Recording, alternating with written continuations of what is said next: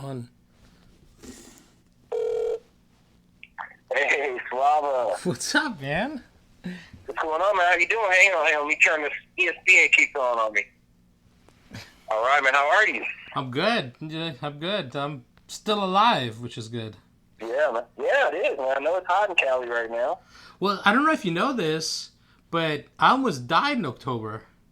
What? And almost lost my leg. I was hospitalized for 2 months. Had 8 surgeries on my leg. 9 eventually for like the 9th one skin graft. Yeah, but I got like a really crazy infection in my toe while I had like a really bad flu, and it just escalated within like a week. My whole leg swelled up. I couldn't move it. My kidneys gave out. It was insane, man. What? Oh, my God. Yeah, I wound up posting daily on Instagram, like just pictures and videos. And I guess at first, when I was doing like my Instagram or Facebook stories, I was in ICU and I was on morphine. So I was posting some really fucked up shit. And my friends are like, texting me, you can't post that. I'm like, post what? What are you talking about? I don't know what you're talking about. I was so out of it. I was just posting stuff like, just stuff like fuck you people and stuff like goodbye, and basically what it was like I was just like fed up with like friends of mine calling me by my like porno director name Ivan rather than Slava, and I was just like going off on people. I'm just like, my name is Slava, don't go. So it Wow. I didn't even know. And then eventually somebody sent me a couple of screen grabs of me saying, like me posting certain things like when you post your stories within 24 hours it delete, it goes away. So I was posting stuff and didn't see it on my timeline because it was in my stories until like months later. People are like sending me screen grabs like, look what you said. I'm like, oh, all right, okay, I guess I did say that. Damn. Yeah, so it was. Well, I'm glad you made it, man. I'm glad you're still here. Yeah, like I wound up going home after 2 months, and then I had to go back to the hospital to get my skin graft done on my leg, and because my leg was like literally, it was just like open. They just kept cutting more into it, and Wow. yeah, like I have like some crazy scars. I've been like in a fucking battle with like Vikings and shit. But like literally, as soon as I got out of the hospital for my last surgery, the quarantine started. So it was just like, Yeah, okay. so I was already quarantined in the hospital and in my house.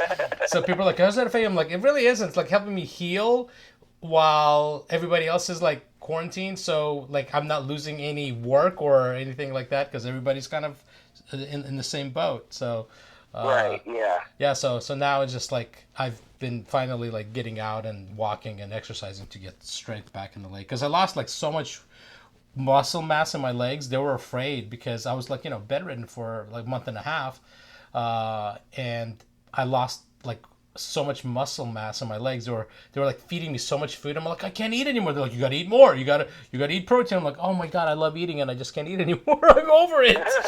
Stop feeding me. So yeah, it was learning how to walk again basically was interesting. So Wow. yeah, it was fucking age, man. Age and just being a workaholic, and not taking care of yourself. You know how it is, Yeah. when you're like Yeah, you dive absolutely. into your work and then you're just like, I'll worry about it later. And we're forgetting we're older. So when you're young, like when we used to like be at Brooks when we were young, we were just like whatever, we could just work all night and things like that. And when you get older, you can do it only for a limited amount of time. Then it catches up with you. Yeah. And that's what. You can't live off of nitro dogs and no sleep. Dude, I know. Like I tell people, like, man, we used to just work all night, eat fucking nitro dogs at AM/PM with a big bottle of Mountain Dew. Oh yeah. Yeah. Cup of noodle, and and then and that's, I mean, God, man, I gained so much weight while I was at Brooks. It was insane. That was fun though. Oh, That was God, a good it time was so much fun. And this sucks. The school's out of business now. Like, man. Yeah, I know. I was blown away. Totally blown away. You would think like our student loans would go away since the school is gone. Like, hey, wait a minute, school's gone. Like, we should have to pay back for this. I tell people, and they're shocked, especially at what's going on now, that you, me, and Colleen did the LA riots with Legos back in Brooks. Yeah. Yeah, and people are like, they're like, what? I'm like, yeah, we created, we even got that orange truck that was Reginald Denny, and Lego Reginald Denny getting pulled out of the truck. Yeah, in my tiny little garage room that I was renting. Oh yeah. Oh my God, I remember that. That was and like, so I try to explain to people, like, you don't understand, like the beauty of like our partnership is that we're kind of similar in the way we thought, and like we're like, fuck it, man, we just need to go and do some weird shit. And Colleen was just kind of like there because she was an editor and she was down to do whatever. Right. But we were like, it was like definitely our idea, because we even made fun of like James Worthy, because we one bit, it was like James Worthy's like whorehouse. Yeah, it was like so much. And then like we even like painted Michael. Remember, like we did like a whole Michael Jackson thing where he's like dancing in front of little toys of little boys. It was so ridiculous. You know, I thought that. You know, it's funny. Like I watch what was the one? It's one on TV. Like was that little skinny guy, Seth Green or whatever, does it? Like oh yeah, Seth Green. What's it called? It made me think about that. The first time I saw him doing his animation, I thought about that. It was like Robot Chicken, right? Is that what he does? Is that? Robot Chicken, that's it. Yeah. We were doing Robot Chicken before. Chicken, I thought about that. Yeah, we were Robot Chicken before Robot Chicken, except we were doing LA Riots with Legos. Yeah, exactly. I'm like, man, we didn't know that was good. He got a deal out of that, man. Oh my! I wonder if like there's footage of it somewhere. I know I have, because at one point when we went to transfer my brother's keeper to video, we transferred some of that animation, so it's got to be on I gotta have a tape somewhere on beta. I think it was like beta cam or whatever the hell it was back then.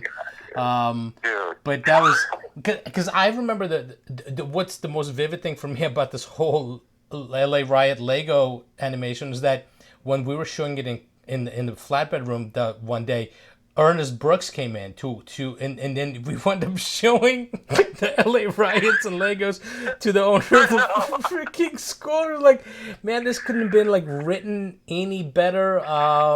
And because like we were literally like the black sheep of the film department, because we were so out of it, and like in a different way of like the way we thought, down to the portfolio project. You know, like our portfolio project, my brother's keeper that you wrote and directed was so it's like it was an homage to Boys in the Hood and the Menace Society, right? It was like it was that similar. Yeah. Now, you know, I actually met up with Leonard today. I haven't seen Leonard in years. What? You saw Leonard?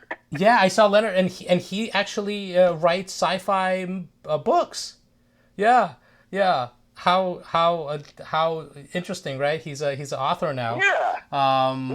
And I haven't seen him in forever. He's been, you know, like the reason I wanted to meet up with him and talk to him is because he's been posting a lot of the stuff he's been going out protesting, and he's like, and you know, and he's like our age, so he's coming in with like the sound older voice, or like, hey, this is how we should do it, and so he's out there like and doing it the way he was doing it, and so I was like, man, I wanted to sit down and talk to him just because to see his perspective on like because he was actually out there.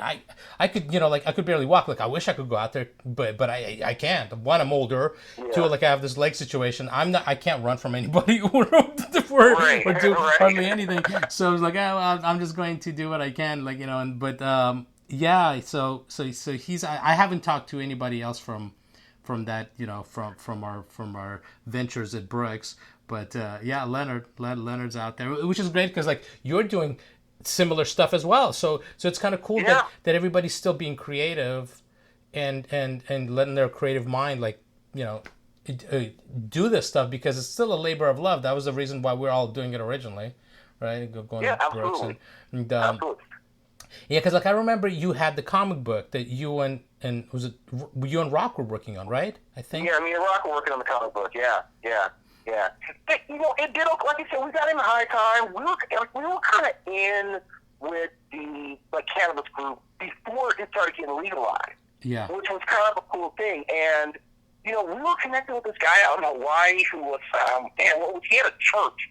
I'm trying to think of what the name of this church was, but he was on the cannabis thing all under the auspice of it's a religious thing, right? That was their whole thing. And they were kind of selling people membership, like, to the church. So the whole idea was that if you're out and you got busted and you have pot, you say, hey, I'm a member of this church, and you take the religious freedom, you fair. Well, this guy had gotten us because we had all these different characters, and it was easy to make an analogy to a character who was like, it was a religious thing. Like, we had it was called Major Moda was the character, and he was like a chum. And we had another chum. So we were kind of in with this guy, and he sent us he sent us like a nice, like, sum of money. He was gonna start really doing our, our merchandising.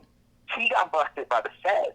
Oh. And, like, disappeared. So it was weird because we were in contact with them, and they were like, yeah, we hadn't heard anything. I started calling him, and his wife ended up, contact. She called Rock, and he, like, called me and three-wayed me in, and she kind of told us what was going on, and we ended up, like, writing him some letters, and he wrote us back, but it was just a really weird time. Like, it's odd that it wasn't so long ago. It get serious time for pod, and now it's just whatever now. Yeah, I know.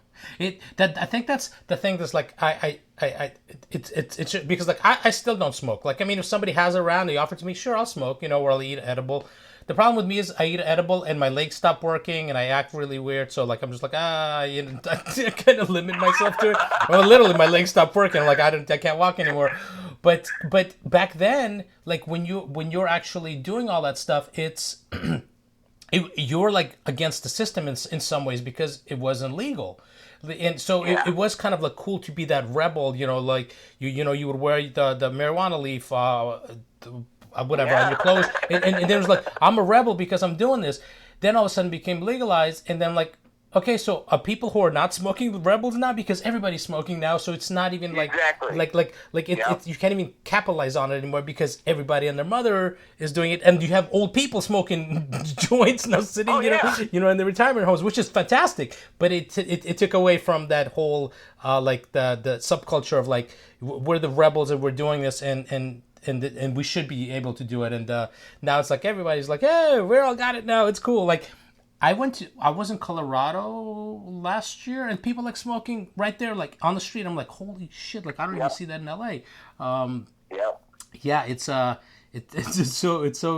different, which it's good, People have told me like I should start like doing stuff because of the pain in my leg. I'm like, well, maybe. For a while when I came from the hospital, my brother would like give me like edible gummies, and oh my god, it was like the most amazing thing. It was like, what? I've been missing this all my life. What is going on here? It's like, geez. Oh man. Speaking of my brother's keeper, this is the funniest thing was that you wrote the movie, and you had some lines in there that our teachers weren't happy with. Like you did one line, speaking of Leonard, where he's looking in the mirror and he's like, he's got his outfit on and he like claps his hands and he's like, and he goes, tight as a 2-year-old, which I thought it was a brilliant line. And then like I think one of the teachers was like, no, you can't use that. Well, it's our fucking movie. I don't understand how we're film students. We're learning to be filmmakers, and now you're going to censor us. Right. But the best part was when we screened it at graduation, we didn't remove that line. We were supposed to. And like it's funny because I remember even when we were kind of discussing the project in class before we started shooting it, I remember people reacting to that line. Yeah. I remember like reading in class and people reacting to it, and my whole thought was, you're supposed to react to it. You're supposed to. Look, we have a short film, and I need you to feel a certain way about this dude. And this is a fast way to get, you know what I'm saying? I'm revealing something about him right off the bat that sets an emotional response to it. And it worked. Right. It got your emotions, you got people's emotions totally got up about it. And all of a sudden it was controversial, right? Yeah. Off of I mean, I can't even tell you how I came up with that. That's the funny part. I can't remember when or how I came up with that. But I know that when it got written down, it felt perfect. It's when he said it, you're right. That shot, when he says it, it was perfect. Yeah. He was perfect in that particular shot. He was perfect. Yeah. That 100%. And, and the way you explained it is exactly how it is. Like, you wanted to get the emotion out of people and show his character. Because that was like in the beginning of the movie. He's getting ready to go with his buddy to go out. And that needs to be in there. Otherwise, you don't catch his character till later on in the movie when other things start happening. But like, you want that off the bat. Like, here's the nice guy with his mom, and here's this dude who's like got this really gross joke. But that's the whole point. And I don't know if you even know this, because like, since I was the director of photography on it, one of the teachers came up to me and straight up says to me, "Are you sure you want to do an all black cast?" And I go, "Why?" And he goes, "Because they're hard to light." And I go, "What?" Oh, yeah. Yeah, and I'm just like, but we're gonna do light tests. Two, this is a perfect opportunity to do something like this, because we're film students learning how to shoot. And yes, black people are darker than white people. And this is where you learn how to light as a student, and you learn how to tell a story. And that's just part of being a filmmaker. What? So like, the rest of my life, I'm just gonna shoot white people because they're lighter? Like, I don't even get this. And we did these awesome light tests with Leonard like smoking the joint, and we backlit it, and it's so freaking cool. And I remember I'm like going. And just the beauty of like how we lit him with like warm light on his face and blue light from the back. So like he was like so warm, his skin tone, and then this blue smoke comes out of his mouth. And that's like film. We're not talking about video where you get to like watch the screen. We're shooting on film as film students, trying to get a proper exposure and make it look good. And that was amazing. I mean, like, what we did for what we did, like, it turned out so badass. From the lead character, the guy with the gun. Oh my god, I forget his name. The actor's name. Roscoe. Wait, no, his character. What was his name? I actually ran into him like a year later. He was like a bartender somewhere, and I was Steven. No, it wasn't Steven. Oh my goodness. It was Steven, because the other actor was Sean LaSure. Sean LaSure, yeah, Leonard Clifton. And I think his name. I'm gonna have to look for it. Is it Stephen Gibbs? Why is Stephen Gibbs still stuck in my head? And that can't be his name. But I don't know Stephen Gibbs for some reason. But yeah, it just the cast was like tremendous, and down to like the.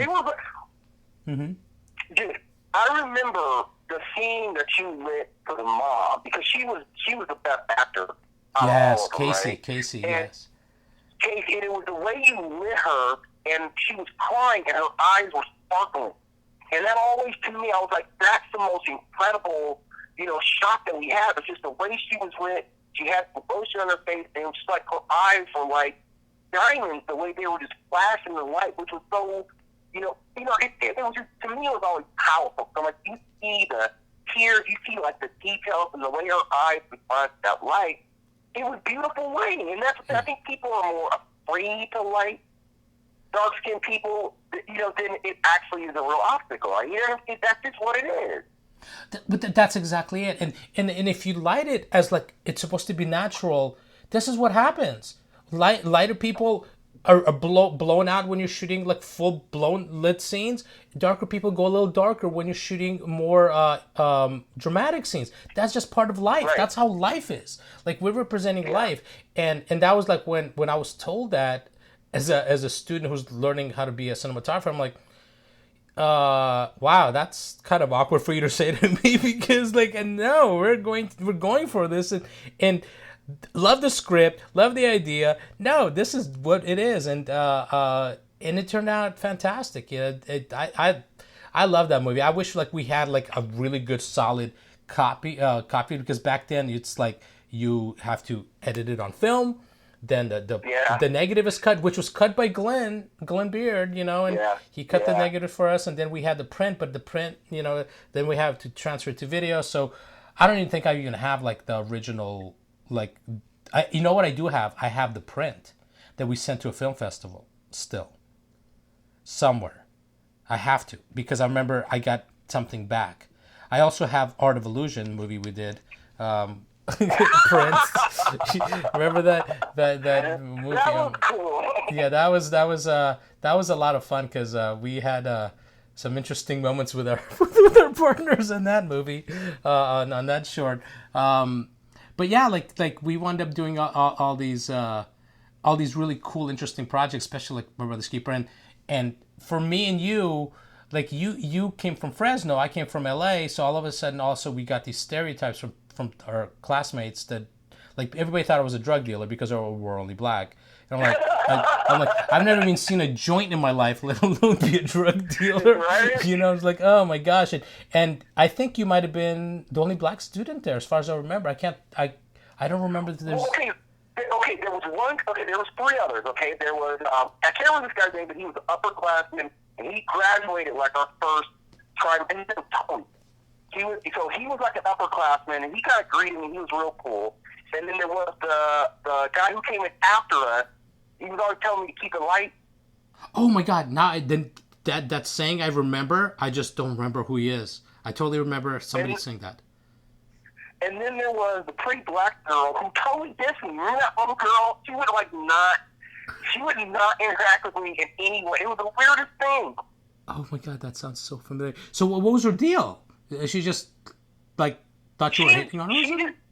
Dude, it was weird. Like we're all in, like she was a photography student, so we only had a couple, like, you know, some of like the academic courses with her. Yeah. So I remember she was like in love with Ari.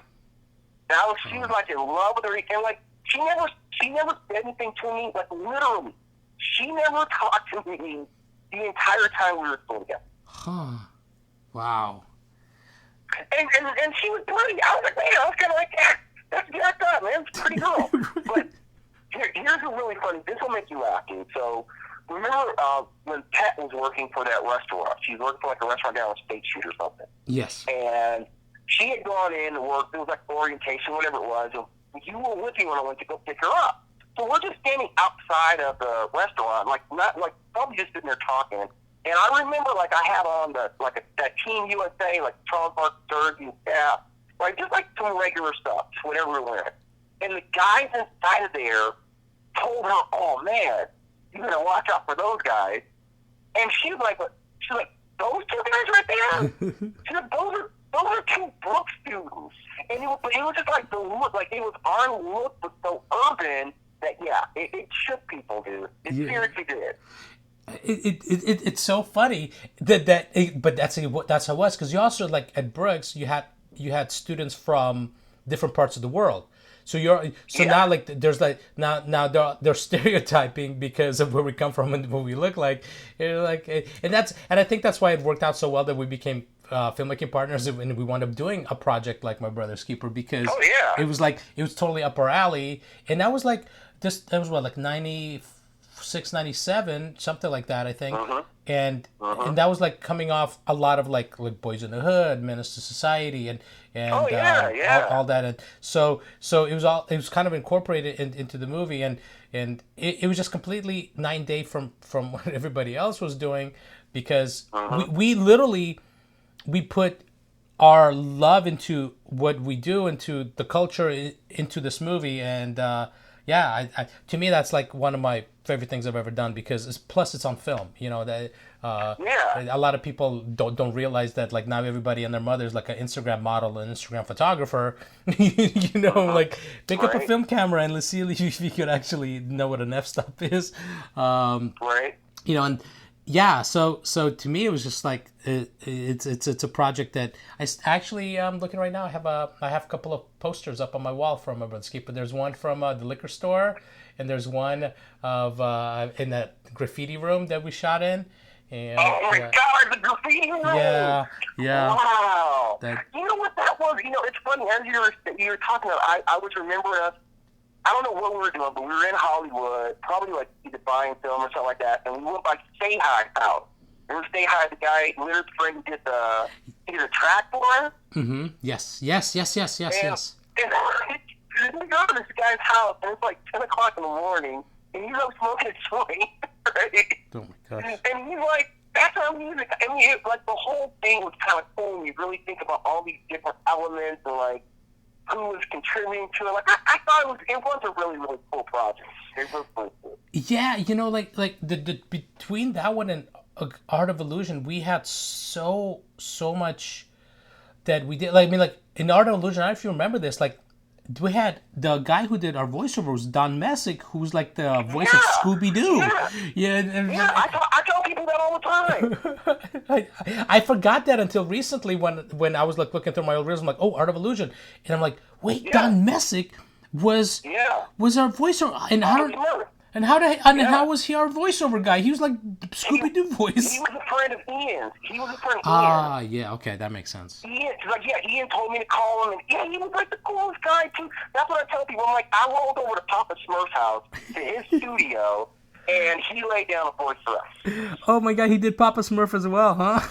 Yeah, that's fantastic. He did a lot of stuff. Like, I watch a lot of old cartoons, just kind of on my hobby. Yeah. I see his name on all kinds of stuff. I mean, that guy was super. I mean, I guess that's how you have a house like that in Santa Barbara.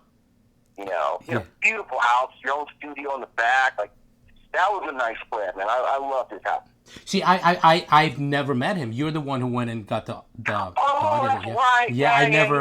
I wasn't there for that, and so you're the lucky one who actually got to witness all that. Yeah, I got to meet Papa Smurf. Yeah. Don't you wish back then we had cell phones with cameras? I know. I mean, seriously, man, we saw so much stuff. Yeah. But there was so much stuff going on, even with that book, Brooks Crew. Like, when I think about those guys, I think about Pablo and Stan and Mark, you know, and Colleen or Pauline or whatever it is, you know, like, there were some insane characters that we went to school with, like Sanjay. They're just crazy. Yes. Oh, my goodness. You know, Colleen, actually, she's back to Colleen, by the way, and she might be listening to this because we're friends on Facebook.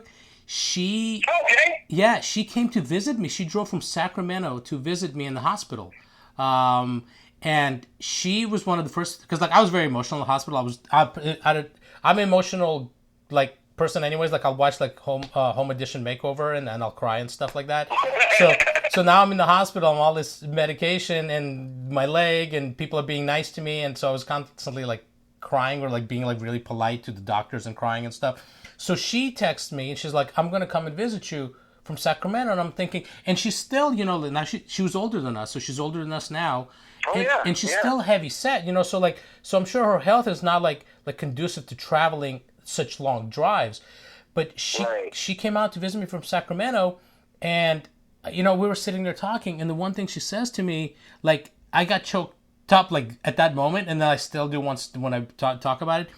I asked her, like, why did you come to visit me? You could have literally just, like, called me or texted me. And she goes, you're one of the nicest people at Brooks, and you didn't mind working with me when a lot of people wouldn't. And I was just like, oh, don't talk like that. Because, and, you know, to be honest, she was a great editor. I was more than happy to work with her because she could do all the editing for us. Are you kidding me? She was fantastic. She had a great setup already. Yes, she had the great setup. The only problem was she had the iguanas that were like not very human friendly, but oh yeah, I know. They weren't friendly to her either. Right. But I never had any problems with her, dude. I never had any problems with her. She was all cool. Yeah, exactly. You know, and we had Stephanie as a partner. That was, you know, she was nice, but you know, she wasn't like the hardest worker. I know she won't listen to this, so I could tell this funny story because like it was me, you, and her in at the state campus, and one of us had to drive to photocam in Burbank from Santa Barbara, which is like hour and a half drive, at least an hour, probably like hour and a half drive, to drop off film. And you and I have been doing it quite a bit. Because that was like the only lab closest was an hour and a half in Burbank. You drop it off and you drive back. So it's like a 3-hour round trip. And she didn't want to drive. And you were being nice about it. And you're like, no, okay, it's cool. I'll go. And I got really angry because you were trying to be a good guy. And I'm like, no, she needs to drive. And you're like, no, it's okay. No. And I remember like you taking me to another room and going like, dude, I got this. I'll go. And I'm like, no, that's not the point. The point is she needs to drive. Like this is principle. And you're like, no, and I think she actually wound up driving, but she was like, she cried. And I'm like, that doesn't work like that. Like just because you have a cute face and you're crying, that's not going to work because we're just classmate partners. There's nothing, if there's more going on, maybe like, oh, okay, you know, you cry, we cuddle, we're fine. No, we're strictly friends.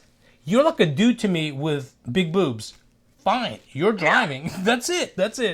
And Yeah. that was just like, and that was like the only time I think I was ever like mean to somebody and like set my foot. I was just kind of frustrated because like you and I have been doing the drives to Burbank, and it's driving in the middle of the night. It's boring. Do you remember that one time you and I were driving? We were shooting Art of Illusion. We were driving to Burbank to shoot inserts, and the car in front of us, like did like a crazy spin and went off the cliff on the. Oh yeah. Yeah, and then so we it was so crazy because we pulled over right away because this car was in front of us and like looked like maybe somebody like they pulled on the brakes or something. The car went backwards right off the cliff, and then we park and I think you might have ran out and you're like, okay, it looks like they're all okay and they all look like cholos. We better go. It was something I was like, all right, cool. As long as they're alive, or at least majority of them are walking, okay, we're out of here. Because we didn't have cell phones. It's not like we could help them anyways. We're like, we ain't getting carjacked, so they have a new car. No, we're good. Yeah, okay, everybody's cool in their own. Okay. What was our classmate's name? He was from Brazil. Was it Daniel? Daniel Rogers. Yes. Okay. So somehow, I don't know what group I was working in, but he and I, maybe we were just like ride sharing, we went down to Photochem to pick up, right? Mm-hmm. And we're coming back, and it's super packed. It's late Friday, coming out of LA. Traffic is just packed, right? Daniel's crazy. He starts fighting with this guy. He's like, well, we're not going more than 40 miles an hour, right? The guy is this huge, it wasn't a monster truck, but I'm going to call it a monster truck. Mm-hmm. He starts swerving at us. He's trying to hit us. Oh my God. We're only going 40 miles an hour, and Daniel's like trying to swerve in between traffic to get away from this guy. Because he was trying to run us over, dude. We were like in Daniel's little Toyota. I can't remember what it was. It was a small compact car. And I'm like, literally, this guy's tires could go over the front of your car. No problem. Wow. And I'm like, this is Brazil. I'm like, dude, Daniel, you gotta chill. You can't fight with people on the freeway out here. He was a fiery guy. He's kind of fiery Brazilian guy. Yeah. He years later, he moved to Hollywood with this girlfriend who did. I don't know. I don't think you were part of the production Triple Wide. We shot like this Jerry Springer feature. Were you? Yeah. Did you go to Vegas with us? Or no? I did not. Okay, you did the productions in Santa Barbara with us. In Santa Barbara. So I think he was dating this girl at the time. She was a director on this Triple Wide movie with Jerry Springer. So I think they were still together. They moved to this apartment building in Hollywood, and shit you not, a Cessna plane crashed into their building and right into like their apartment, where like his girlfriend had to jump out of the window, like second story window to survive. What? Yeah. How crazy is that? Like I remember hearing the story and then like seeing Daniel like I don't know a few months later and he's like that was our apartment. What? Yeah, that was in that's insane that a plane landed crashed right into their window of the apartment.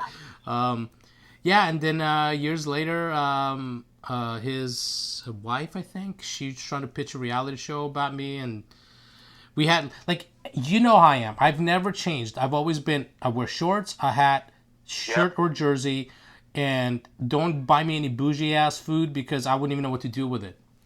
And so his wife, I don't know if they're married or not. Still, she takes me to a dinner to like try to impress me. You're not impressing me by taking me to like an actual restaurant because I don't even know how to dress. So like, okay, I'll wear like black shorts, so someone wear colorful shorts, and I'll find a button-up shirt. So they take me there, or she takes me there, and like the meal was horrible. It was like 6-course meal of like tiny little garbage food, Well, yeah, I guess to like bougie people, it's not garbage, but to me it is. So we had this meeting, and then she tried to pitch a reality show about me or whatever, and then I went to McDonald's and got food afterwards because I was like, none of this was worth eating, and nothing ever happened with that. Like I was just like one of those things that like and but the funny thing was a couple of years after that, I wound up being on MTV's True Life. Was it True Life? Yeah, True Life, which I love that show. And on True Life. Yeah, I was on one of the episodes, and some of the brookies recognized me and hit me up. They're like, what? I didn't know you do this for a living. Because, I direct adult movies. And what happened was, one of the girls I was really good friends with, they were doing an episode on her. And so she hits me up and she goes, hey, they're going to be, MTV's going to be following me for True Life. Do you want them to come to your set? I'm like, are you kidding me? Duh, yeah. So I purposely booked the most elaborate scene I could book. I dressed as colorful as I could possibly get colorful. And they came to set, and the first 2 or 3 minutes of the whole episode is my set and me, and there's close-ups of me. I'm like, whoa! Yeah, it was it's so crazy how it all happened, because the day it also aired was my brother's baby shower. And his first baby shower. So I couldn't even watch it live. I had to record it. But I got so many messages when I got home of people going, I didn't know you did that for a living. I was just like, oh man. So I was on MTV True Life, and it was one of those things where hey, life is made. I'm on MTV's True Life, I guess. Okay, well, I gotta find this episode. My wife watches this show. She watches that MTV True Life. I love that. What's the episode called? It's called I'm Addicted to Porn. And it must be 10 years old. I know I have it, I bought it on Amazon Prime, so it's sits in my Amazon inbox. But that's the episode. And the funny thing is I've grabbed that video and tried to put it on YouTube, and I instantly delete it because it's copyrighted by MTV. Right, yeah. But it's a really cool episode because it follows my friend who's in the industry, and then it follows two different people who are addicted to porn. And and those two guys are just holy crap, man, what's wrong with you people, get a life. It was pretty funny because literally the first 2.5 minutes it's all on my set, and they even have can you say this line, I'm like, sure, of course, whatever gets me on TV, I'll say to. And I've actually, about a few weeks before I was hospitalized, I had a Russian it was a documentary crew for Russian Netflix or whatever. They came and spent 4 days with me, 3 or 4 days with me. They went to my set. They went. I do toy drives for Children's Hospital. So I was doing a Children's Hospital toy drive. So they came to that. They came to my house, interviewed me in my house. They went and met my parents. Yeah. So I'm waiting for that to come out. I'm and I told them, I said, look, I'm willing to do whatever you guys want me to do, and you guys can record whatever you want, only if or Daddy Vladdy sees it. They're like, what? Because they're Russian, they don't understand. I go, Uncle Vladimir Putin, as long as he sees it, I'm totally cool. They're like, what? Because with us, it's fun to make these jokes, but they're Russian. They don't get it. And I'm all like, if he sees it, invites me to dinner, and then wants to off me after dinner because I'm a sinner, I'm fine, because at least I made it. I had dinner with Vladimir Putin. Are you kidding me? And they're just looking at me like, are you stupid? I'm like, I am stupid. What do you want from me? I want to meet the man. What do you want from me? And jeez, if it's gonna air on Russian Netflix, he might be bored one day, quarantined, and he might watch it. I will watch it. I definitely will watch it. So, whatever. So that was in the summertime where they followed me, and they followed a few other people, which was really cool. It was I felt a little special. I was like, hey, look, somebody's got a camera on me for once. It was fun. It was they went to one of my sets where we had a girl who, she's got her eyeballs tattooed blue. She's got blue eyeballs, and it was, and she was playing a vampire. It was really cool, and they were all excited to see her because she's viral. She's all over YouTube and different news shows and stuff like that because of her eyeballs, and now she's tattooed all over. So that was a fun experience, and I can't wait for it to come out. I'm hoping they don't turn it around like most documentaries, and they're like, look at these bad Americans, Russian Americans, because their whole thing is. I gotta see how they edit it. I gotta see how they present it. 100. The good thing is there wasn't one question that they asked me or the girl or anybody on set that was inappropriate, because I've had other documentary crews come to set. and you could see when they're fishing for certain things to Yeah. put a twist on it. I actually had a crew, it was from Denmark years ago, had to have stopped talking to the girl because she was 19 years old. She was so young and just completely didn't know what she was getting into.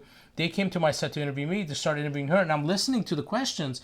And then I took her aside and said, "We're done with the interview," because it was very inappropriate. And I could see, and I was seeing where they were going. Like, no, that's not going to happen. So when these people approached me, they approached a friend of mine who's Russian as well, and she referred me because their whole thing is they wanted to do only Russians that live in America who are doing. They interviewed a stripper, a webcam girl, a performer, and a director. And I was going to do the director, so they wanted to only interview Russians that came to America and got into this field, and luckily for me, I had a good enough reputation that this person referred me to it, and then when they reached out to me, I sent them a few videos from my YouTube channel, a few pictures, and they're like, "We love you. We're coming." I'm like, "Yes." They're like, "Look how colorful and weird you are." I'm like, "That's exactly. Come on."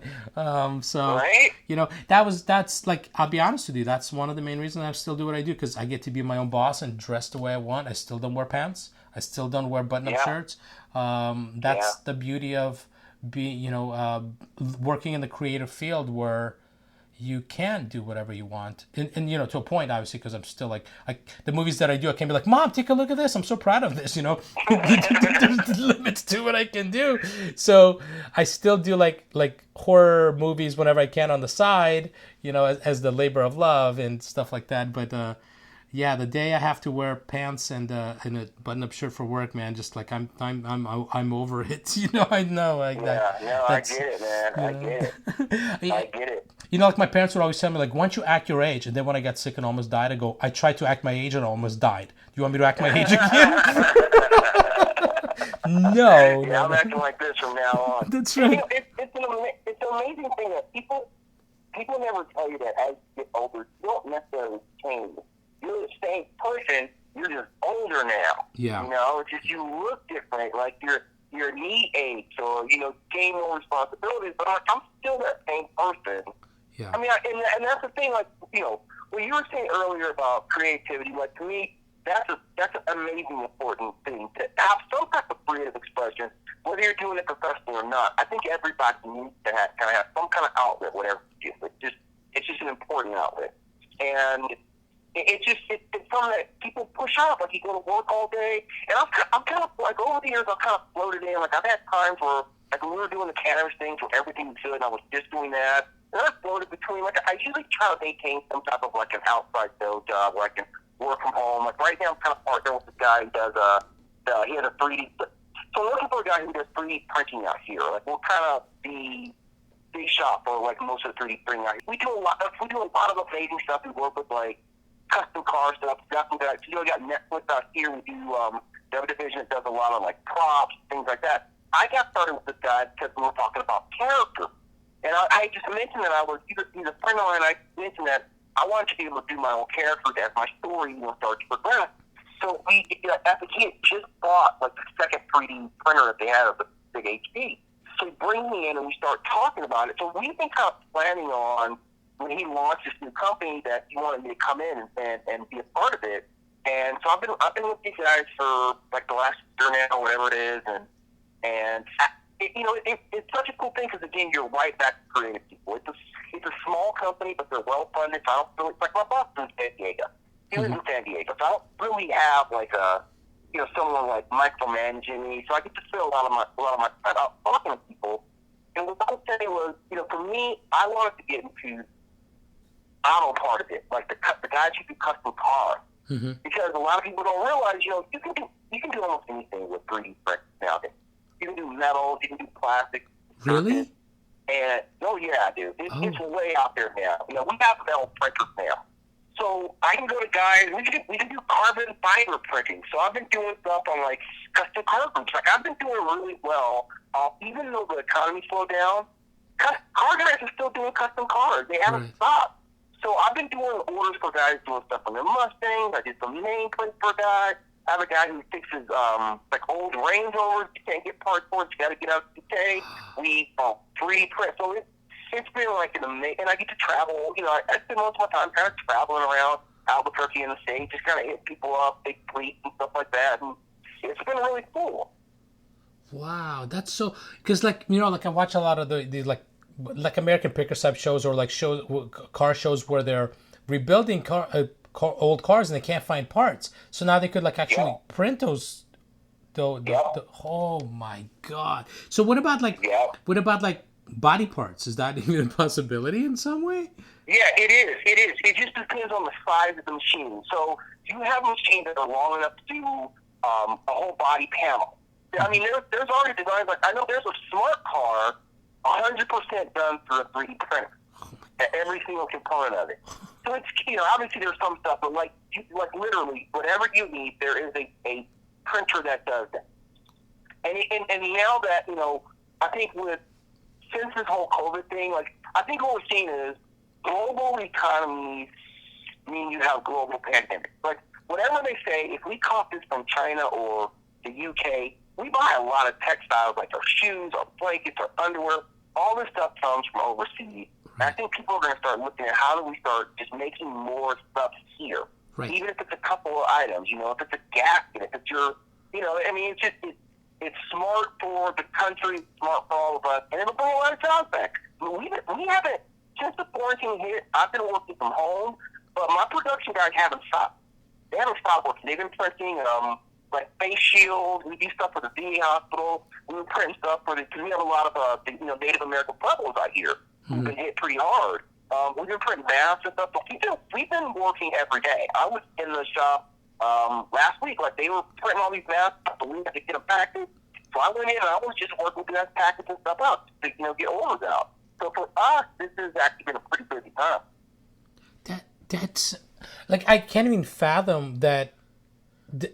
How it even works, that something is just built out of like nothing. Is it like a laser thing, or how does that even happen? I mean, there's a couple of technologies. Okay, so the simplest thing I could say is they kind of work like your printer does, like your normal HP printer, except it just keeps going up, right? Like your printer goes over the paper and, you know, it shoots out the ink. Imagine it's a compound, like it'll be a plastic, and they just keep going up higher and higher and higher. You know, and so most of the stuff is made out of a powder. So, you know, you get it in there, it starts spraying out this powder, and depending on the material, some materials do require a laser that heats it up. But it's always just building layer on top of layer on top of layer. And, you know, obviously you work on like an X-axis and a Y-axis to make sure you build the strength in it. But what attracted me to it was there's so much stuff that goes entertainment industry that I got a buddy who did a whole Darth Vader suit for himself. All 3D printing. Wow. Because our print guys, like the guys who run the printers, they're all younger guys. They're like just getting out of high school or just graduated from college, and they're going into 3D engineering. So it's all younger guys. So they're probably there right now. Like, it's one of those jobs that the print guys, they're there on the weekend. They're hanging out there because they love printing stuff. As long as they got materials, they'll try new stuff. They'll print stuff for their own cars. They sit around and game all day long, but yeah, it's a totally fascinating industry. Freaking nerds, man. They're taking over. Nerds, man. Yeah. You know, that's the thing, is like, if girls were actually smart in high school, they wouldn't be dating jocks, they'd be dating nerds, because nerds are the ones who are going to run the planet. Right? Yeah, but... Yeah. Yeah. Like that job, only one or two of those jocks are going to make the pros, man. Only a few of them make it. Exactly. You know? That's it. And those guys, you see how long these careers are lasting now? Look how long Tom Brady's going to be in the league. Mm-hmm. You know, LeBron James, they're not in and out like they used to. Remember when we were kids, like 8 years, man? He was probably done in 8 years. Okay, so talking about that, now, did you watch the whole Michael Jordan documentary? I didn't watch any of it. Really? I hate Michael Jordan. Oh, see, like, I don't remember who you were a fan of, like, because. Well, okay, I've always been a Laker fan, but I was like the Lakers and the Pistons, and I like the Pistons because I hated Jordan. I love the Celtics, Pistons, and Mavericks because I hated the Lakers. That's how it goes. It's funny because But But I have a lot of friends who are big basketball fans. So I've still been talking to people. I hear the stories, what he said about Isaiah, what he said about, Pippen, what he said about Grant. So I've kind of, monitored what it was. But I was kind of like, I think someone had interviewed, I think it was John Stockton they wanted to get for the documentary. And he didn't want to do it because he said, I don't want another Jordan fluff piece. And that's what I was like, I don't want another, Michael Jordan's great fluff piece. There's a lot of really good players in that league, Yeah. I watched it because, like, I just remember, watching it. I probably have most of the NBA Finals that he was in on tape because I used to record everything. And they're just sitting in my storage. So I was like, oh, I can't sell it. What can I do with this stuff? That was, it was, like I TiVoed it and I watched it through, whenever I'm like doing other things. And 10 parts, it's long. And it is a fluff piece. I mean, there are times where they're showing how he was with teammates and things like that. But for the most part, it wasn't even supposed to be about him, really. It was supposed to be about their last season. That's what it's called, The Last Dance. It was supposed to be about their last season before they all broke up. And it wasn't. It was like a Michael Jordan documentary. It wasn't, because they went through his whole, like, history. So they should have been called something Jordan, not The Last Dance, because it really wasn't. It was literally about just him. But yeah, like, I'm a huge Clipper fan, always was, and even more now that all this stuff is happening with the Clippers having a really good team.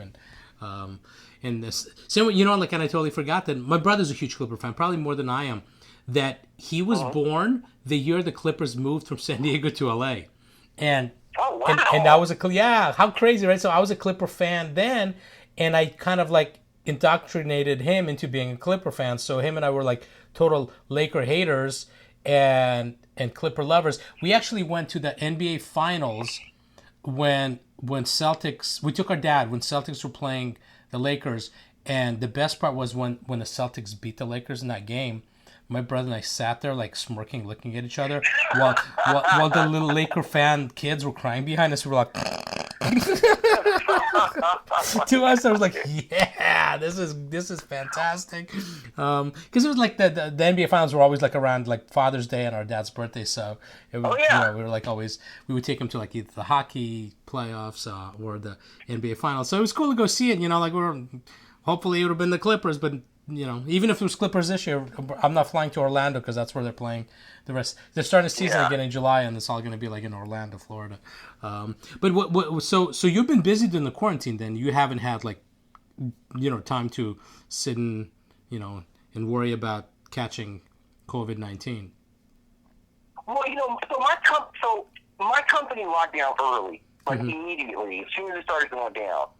And my wife's company did the same thing, and it's just two of us. So, I haven't really worried about it. I mean, we print masks. So I've had masks the entire time. I started ordering food online. Like, once early on, when they started talking about it, I remember phoning my wife and saying, I think we need to get serious about this. So I started ordering a bunch of, like, and I still got much stuff. I was one of those people with, like, I've got toilet paper for next year. Okay, I got dried beans and ramen, right? All that stuff. So... so like, and out here, and here's the thing, this is the simplest thing I think about COVID is that New Mexico is so spread out, right? It's a vast city. If I leave my house right now, and I live in a suburb, if I drive for 15 minutes, I can be out in a place where we can off-road. We can shoot guns. That's how open it is out here. Oh, wow. So people are naturally more spread out. Like, we don't really live, like, bunched up close to each other. So it's easier in a place like this to social distance because you're not in big massive crowds and stuff anyway, Yeah. So for us, it's New Mexico's been very, I think, as a community, they're a pretty mellow community, man. It doesn't really jump off here too much. It's open air. So even when I go, like, I get up every morning, I still go out and try to run every morning. And there's people out, they jog, I keep my mask on, it hasn't been an issue, man. I do know some people, like I have a friend whose father, passed from COVID, like a guy I'm pretty close to. So I know people who have actually felt it. And so, it is what it is, man. And what I always say is, like, look, violence has happened, man. Like, this isn't anything new. Like, we look at history, I don't know if do some people exaggerate it? Yes. Do some people downplay it? Yes. 100%. I don't believe in a lot of conspiracies because bad stuff happens. The pandemics happen, earthquakes happen, tsunamis happen. So when stuff like that, I'm like, hey, is it a conspiracy that somebody did, or did nature just do what it's always been doing? And that's what I think. It's just a virus, and the way that we live, we're in contact with people a lot, and a lot of people don't be washing their hands. So, it's going to happen, but we'll be all right. It's not, it's not the end of the world. I was like when it started happening, I was like, well, I think it's like Mother Earth is like grounding all of us because we've been really bad, and we need to go wash our hands, go home, stay at home, and wash your hands, please. That's basically what Mother Earth was doing, and like in LA, it's difficult. Obviously, it's like the Ralph's by my house, 19 employees tested positive, 19, and it's like. Wow. Oh my God! What are they doing wrong to have 19 people catch it, and how many customers got it from these 19 employees? Because I understand couple, but 19, like what? None of you are like prepared. I don't understand. I actually went and got tested on this Monday that just passed. Because I had a sore throat, and since I'm dealing with my healing, and I'm diabetic, and I'm 50, and I'm healing most of the time at my parents' place who are elderly, I was like, I better just go get tested. I was around a few people, so I went and set an appointment, because in LA, the tests are free. So I set an appointment, they send me a video to watch, and the video was like, oh, cool, I get to cough in this mask, and then I take a cotton swab, and I rub it in my mouth, and put it in the baggie, and we're done. Because I heard about the nose test, like I was like dreading. Right. So I show up at the hospital on Monday, and there's the line of cars, and it's the drive-through one, which means it's the nose one. And I'm like, oh no, kidding me. So I'm like, I got to get my GoPro rolling, right? So I had the GoPro set up on my windshield, like click, I got to push record on this. I actually threw it up on my YouTube, and I added like the sounds from like in Total Recall when he's pulling out the metal ball and it's like all the crunching noise. So you put that over my test, and let me tell you, that is completely uncomfortable and painful because they put that thing. It feels like it's in your brain. It goes so far deep, and they keep going and they keep twisting. And the lady knows, and she's like, "I'm sorry," and she's even giving me a countdown. And I'm like, "Oh my God!" Like I went through a lot of pain in the last 6 months, but this competes with some of it for sure. Wow. But and the test came back like 3 days later, and I didn't have it. But the nose one is brutal, man. I could see why like people post videos of it, or like don't want to get the nose one and they want to do the mouth one because. Yeah, that's completely uncomfortable, and you can't do anything. Like in the video, I'm like holding on to my mask. I'm just like, you can't see my legs, but my legs are kicking. I'm like, this is like complete. You can't like tell her to go away. She's doing this test because it's necessary. And it was just like. And they tell you to put the car in park, and I'm like, I can see why, because if you don't put your car, you're gonna push gas and run over everybody in that testing area, man. And I'm like, holy crap, that's brutal. But so I went through it, and it wasn't fun, and never again. But like I the reason I reached out to you besides catching up because we haven't talked, and I looked at my last DM with you, and it was 2009. It's 2022. Wow. And I'm like, because I was talking to my filmmaking partner, John, and I'm like, I'm going to reach out to Kareem. And he goes, when was the last time we talked to him? I go, I think like maybe 4 or 5 years. That's why I really thought that was last time we talked. Maybe we have. Maybe we talked somewhere else. I don't know. But I'm looking at the DMs like, 11 years ago, I didn't even know I was on Facebook for 11 years. What? Seriously, man. Like, that was in the beginning.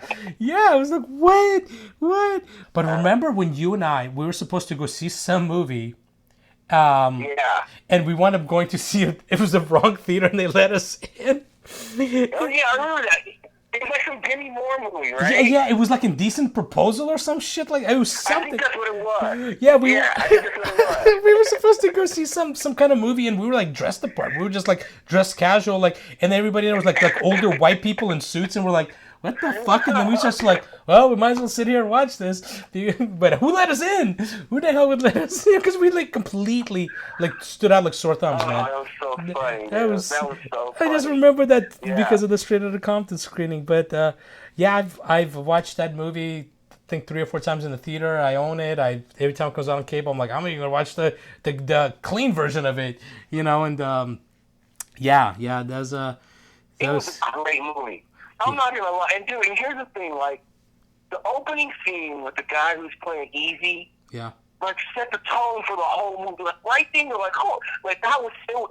It was such a good movie. And the thing about it is, like, you look at NWA and like all these guys are so talented. Every single one of them was, you know, when you got Eazy-E, Ice Cube, and Dre, and the stuff that came after them, you know, like, you know, when you talk about, like, the Bone, and you talk about, like, the whole BG Knock, when they were doing BG Knockout, I still listen to that, what's it called, Real Motherfucking G. Dude. I still listen to it, I'm like, this is an amazing song. You know, you want to hear something crazy? I met him and I know him. And I was, like, awestruck by him, even though he's, like, this short little dude, older dude. He was dating one of my friends. So I met him, and I'm like, and then he wound up hitting on one of my friends. I'm like, fuck him. But I'm like, I'm not going to say anything. It's BG Knockout. I ain't saying shit. Okay, fine. Go hit it on her. I don't care. But, yeah, I still have that tape. Yomo Maki, like it's one of, like, my favorite tapes that was from Ruthless Records that Eazy produced. And it finally showed up on Spotify, like a month ago, so I could be listening to it. But, yeah, I mean, there's so much, like, the tree that's spread out from NWA. I'll tell you, though, when DJ Yellow wound up doing porn as a director. And, what? Yeah, years ago. Really? I don't know, 15 years ago or so, I was at a convention, and he had a booth, and he had a DVD, and it was like DJ Yellow of NWA, and he had the NWA font. I'm like, I'm going to buy it. Let me tell you, it was the worst shit I've ever seen in my life. It was so fucking bad. I was like, are you kidding me? This is why you're DJ Yellow of NWA. Because you just like, obviously, I don't know, were you like the guy they needed a fifth dude? Like, it was I don't get it. But yeah, he was like, it was horrendous, and I was like, well, I'm gonna keep it because it's still DJ Yellow of NWA DVD. Yeah. So I have it somewhere. It's horrible. If you listen to it, you're not a pornographer. Glad you're not doing it anymore. But yeah, it was but yeah, the rest of those guys, I even have all MC Ren tapes. I just like bought everything NWA when they broke up. Big fan. Yeah. And then when Eazy-E died, I remember where I was when I found out on the radio that he had AIDS. I was driving from LA back to... I was with you. You were the one in the car with me then, because I was with you. We were just coming back from a shoot, and I think we even picked up. We just bought the West Side Connection tape. I think it was, and I remember. Yeah. Oh my God. So it was. I thought it was Mike Rico. Maybe Mike Rico was in the back seat. Maybe but I don't remember, but I remember like hearing. I remember where I was exactly. I remember being in the car with you, and we heard it on the radio. Yeah, we were coming from LA to back to Santa Barbara. And when he passed, like, he was the only celebrity that ever passed away that I got emotional over, just because all the charity work he did that people didn't know about, that eventually came out. And I had a friend who met him who said he was, like, amazingly cool. And just sad. My same friend that used to hang out with BG Knockout, she's good friends with Eazy's son now. How weird is that, right? I'm like, I did a movie called Carjackers a couple of years ago with her, and she gave him a copy of it, and she said he liked it or whatever, I guess. I'm like, whoa, does he want to be in part 2? Does he want to do some music? Yeah, really. I'm like, come on. Yeah, it was man, we grew. The cool thing is, like, with our age and where we grew up, we got to see so much change in culture, in music, in technology. Man, when we were going to school, we had pagers. We had fucking pagers. So if you're driving on the freeway, you can't call anybody, or anybody can call you. They could page you, then you have to go pull over and find a payphone to call. Oh my goodness! And, and we loved it too. I mean, it was still like a major convenience to have a pager at that time. I know, right? Well, because we had no concept of a fucking phone, so we're just like, pager, hell yeah! And then like, you had some kids that would, like, when they were going to theater, they would turn the pager on. So when they're walking in the dark, people could see that person as a pager. So like now you're cool because you have your own pager and shit. That's right, man. God. Yeah, hanging outside on my pants, my shorts, you can see it. That's right. Yeah. Oh my God, that's right there. Oh God. Oh, the good old days, man. Oh my goodness. I even for a while when I had a big cell phone, I wore it on a chain around my neck because I thought it was cool to have a big giant cell phone. And looking back, and this is only like a few years ago, and I was already too old to be doing that shit, but I'm still doing it. I'm like, whatever. I'm good. I could do whatever I want. I'm my own boss. Yeah, look, the best thing in the world is doing stuff you're too old to do. That's the best part of the world, man. Yes, 100%. I got on a Mr. T t-shirt right now because I love Mr. T. Do you know what shirt you know what it is? I'm wearing a Beat Street shirt right now. See? Yeah, you can do it. That's the beauty of it, and it, being older and having that history and then growing up with that and still being able to express yourself. That's priceless. That's priceless, Yeah, and it's what we grew up with, and like when movies like Crush Groove come on TV, I'm like, I'll watch it. It's dated and stupid, but I'm gonna watch it. And hey, we were Black Russian Films, so We're Black Russian Films, dude. Black Russian. I still have my Black Russian Films hat in my office. I still have mine. Do you really? I still have mine. Oh, my God. God. Absolutely. That's and so many people are like, was it because you like to drink? I'm like, no, it has nothing to do with alcohol. Neither of us drank, dude. That wasn't what it was. It's like, geez. That was a cool name, though, man. That was a really cool name. I know, and for the longest time, after graduation, I wound up having a website that said it was blackrussianfilms.com, and I just put like old film history on there and stuff like that. And then one day I lost the domain. I forget how I lost it. I must have not renewed it, and God knows where it is now. Maybe it's still available somewhere. Yeah. I have no idea, but I loved the name. It was so cool. It was so different. And you brought up Pablo earlier. Pablo passed away, right? Yes. Yeah. He and I never deleted his phone number from my phone. It's still in my phone.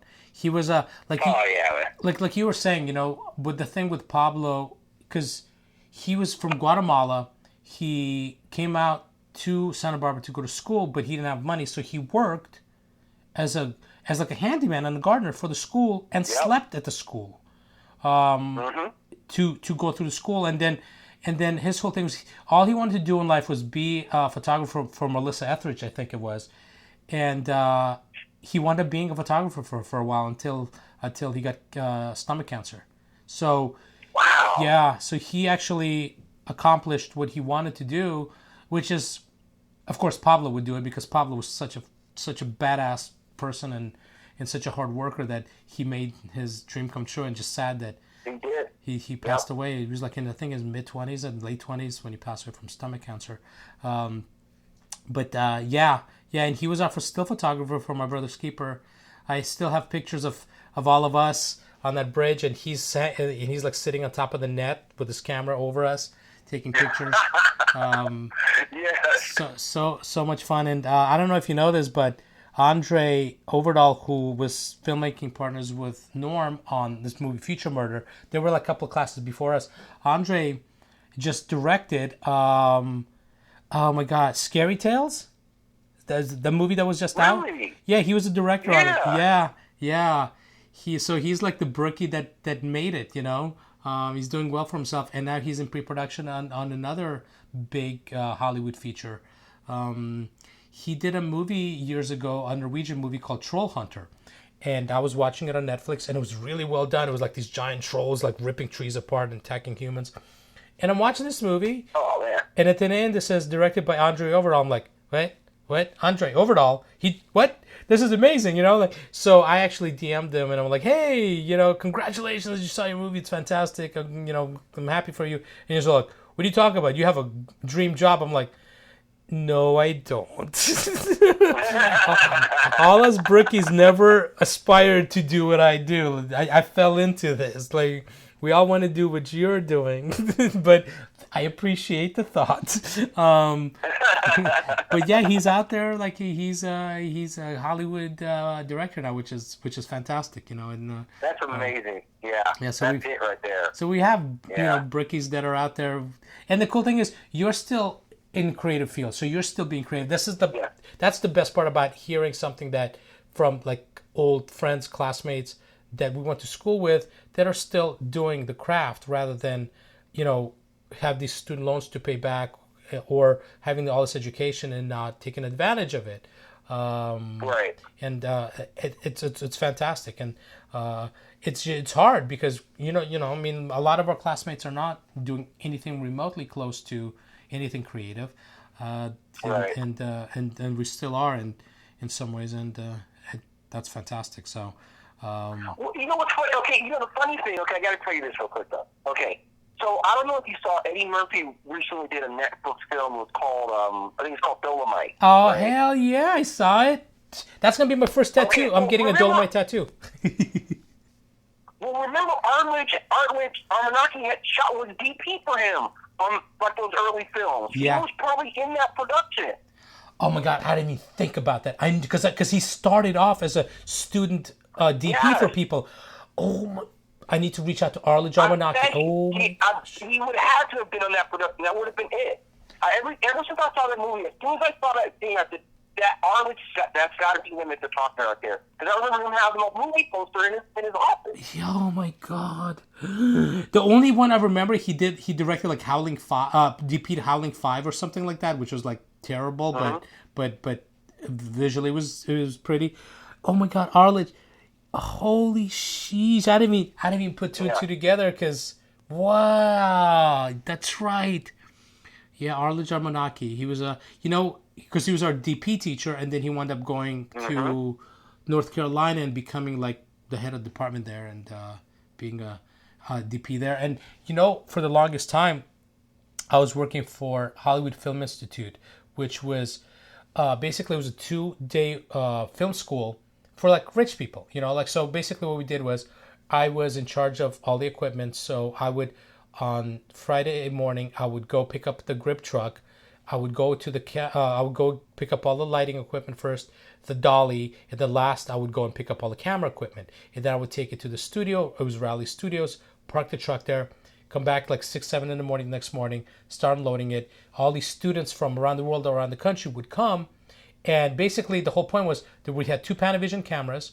There were, or like Arri cameras. They were like 35 millimeter cameras. And we had 2 dollies. So each student got to sit behind the camera twice for 2 shots. We had a short film. Nice. Yeah, it was a hands-on class. So we had real actors. Arledge was the DP. We had a director, and the way it was done was we shot this short film in that one day, and with everything that was recorded with video tap, the editor would take back and edit the short overnight. The owner, Dove S. Simmons, would take the film stock to Photocam on the Saturday night. Even though Photocam was closed, they would open it just for him because he had connections and whatever. So the next morning, like after this whole shoot, I had to wrap the truck, do all the inventory. It was a freaking nightmare. Then the next morning we would come back to Raleigh Studios into the screening room, and all the students would get to watch the dailies from the day before. All the dailies, and then the edited short that was edited off the video tap. It was insane. But the crazy thing is with Arledge, man, working for Arledge, that dude was a ball buster, man. Like, this.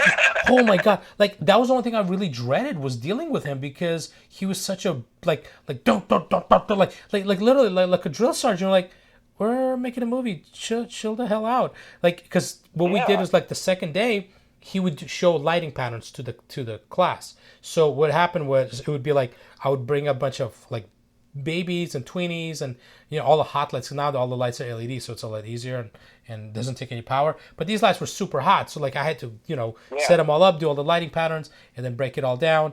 And actually, the Jerry Springer movie I worked on, it was directed by one of the students from one of those classes. I worked on him for like a couple of years doing this stuff, and we were supposed to. Michael Jackson reached out to the owner of the school wanting us to go and do a film course for him because he wanted to start directing. And I'm like, what? I was like, and I'm still dumb, and I was dumb back then. And all I said was like, he can touch anywhere he wants for $1 million, and if I'm on his crew, we're good. We're going to Neverland Ranch. Yeah, right. I'm like, right. all good, Michael. I'm an open book. Any page you want, buddy. Any page you want. Okay, we're back, and my batteries died because we talked for a long time. But I just wanted to just finish off with thanking you for your feedback on the situation and just catching up on so much cool filmmaking history that we had together. Yeah, absolutely, man. Yeah, we gotta get live again. We will. We haven't talked in looks like maybe possibly 10 years or so, but definitely haven't seen each other since late 1990s, right? Yeah, because we graduated from Brooks in 1997, which is 23 years ago. Yeah, it's amazing. It's amazing. And so yeah, it's talk about it's a lifetime for people. I'm sure it is. And I know people that are way younger than 23. So yeah.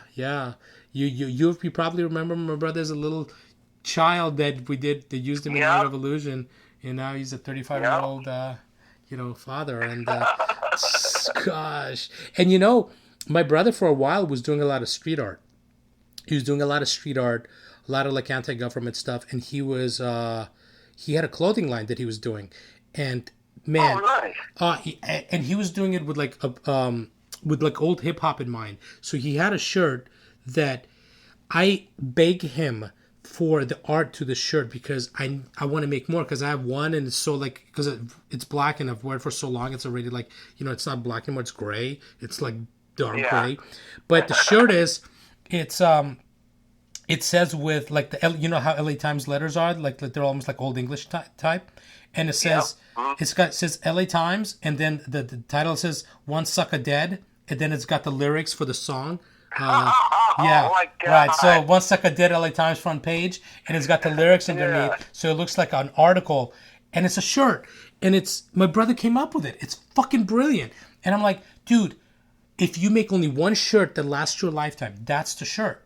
Because for old hip hop fans, especially West Coast fans, as soon as they see LA Times front page, there's "One Sucker Dead," and then the LA Times is above it, and lyrics, and they're gonna know, like your reaction was, and when I would wear it around people that knew old hip hop, especially NWA and stuff like that, they're like, "Where'd you get that shirt?" And I'm like, "My brother created this damn shirt," and. Hey, did you get that picture I just shot you? No, my phone, I have a Samsung. By the way, with Samsungs, if you're on the phone, nothing goes through until you get off the phone. Oh, yeah, so it probably won't go. I pulled out my old camera, dude. My original manual camera that when we started at Brooke. Yeah. It was it's sitting here on my desk. I have a couple of cameras I keep in my office. I still have my original Brooks camera. Me too, I have my Pentax. It sits in my little silver case. Yeah, it still works. Oh my gosh, man, that's the thing that being old filmmakers and shooting on film and editing on film, you feel almost like spoiled or entitled or no, I actually shot on film, I edited on film. Yeah. I recorded my audio on mag tape. Remember freaking mag tape? Oh my man, God. And then when we had to erase it. Sound effect? Oh my God. Sound effect? Yes. It was. Yeah, that was crazy. It was crazy, and then when we had the mag tape and we needed to erase it, we had the big magnet. You have to take everything electronic off you and your watches and put them in another room, and then you go in and put this thing on this big magnet and you turn it on. It's like. That was so cool. Oh my God! So much history and the stuff that we learned and editing on the Moviola and man, and of course, man. Great time, man. The recreating the LA riots with Legos, man. That's to me.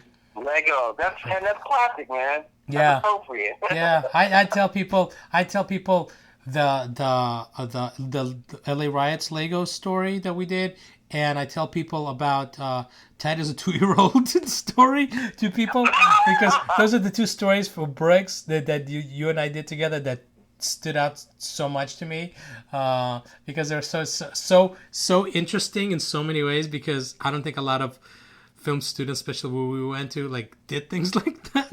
No, they didn't, dude. Everybody's doing their little claymation animation, and we're like, "Look, here's this fucking riots, man! You heard of fucking LA riots?" Right. That's real, man. Yeah, cool. I might have pictures somewhere, man. I have to go search for some pictures from the Lego LA riots, man. Because I know I'd love to see those. Oh my gosh, I know I took a couple, but they got to be in some of my folders. They have to be. I'll try to dig them up tomorrow. Okay. But yeah, this was fun. This was a great catch up and very informative, and your experiences in life. So I greatly appreciate it. Oh, my pleasure, man. And we won't wait so long before we catch up again. Yes, because next time we're gonna be way too old. And if we're having the same conversation next time after 10 years, there's a really big problem. Yeah.